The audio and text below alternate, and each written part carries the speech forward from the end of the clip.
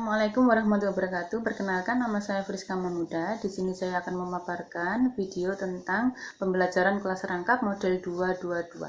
Ya, jadi nanti yang saya ajar adalah dua kelas yang berbeda, kelas 4 dan kelas 5 SD. Untuk penata pelajaran yang saya ajarkan yaitu Bahasa Indonesia kelas 4, topiknya cita-citaku. Kemudian kelas 5, PKN, topiknya adalah organisasi.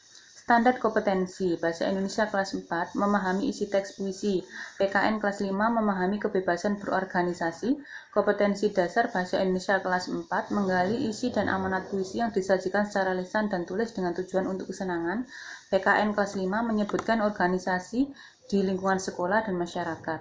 Indikatornya, Bahasa Indonesia kelas 4, siswa dapat menjawab pertanyaan yang berhubungan dengan teks puisi, serta mengamati puisi dan mengidentifikasi ciri-ciri puisi. PKN kelas 5 indikatornya adalah siswa dapat menyebutkan berbagai macam organisasi di lingkungan sekolah, serta menjelaskan fungsi dan tujuan organisasi tersebut.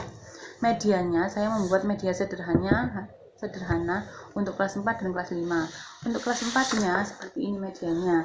Ada puisi tentang cita-citaku, kemudian di sampingnya ada macam-macam profesi.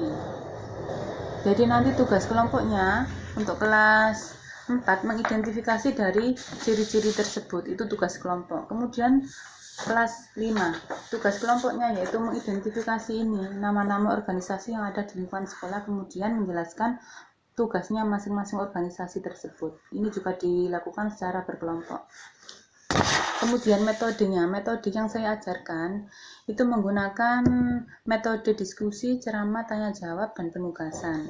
Kemudian untuk penilaiannya saya membuat dua penilaian kelompok dan penilaian individu.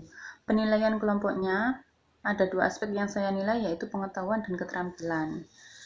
Jadi untuk penilaian individunya nanti saya berikan ke masing-masing kelas 3 pertanyaan untuk mengetahui sejauh mana mereka menerima materi dengan baik. Begitu paparan dari saya, kurang lebihnya mohon maaf. Saya akhiri, Assalamualaikum warahmatullahi wabarakatuh.